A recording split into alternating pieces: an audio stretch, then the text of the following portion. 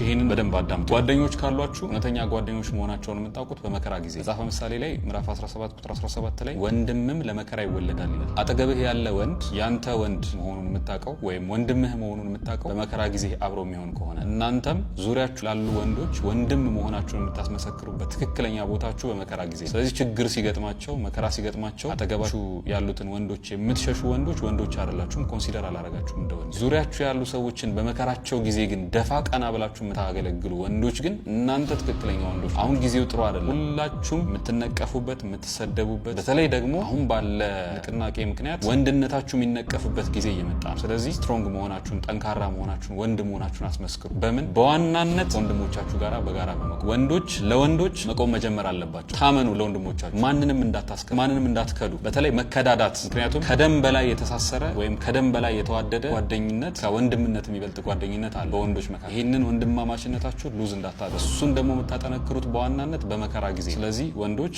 ለወንዶች ታመኑ፣ ጀርባችሁን አትስጡ።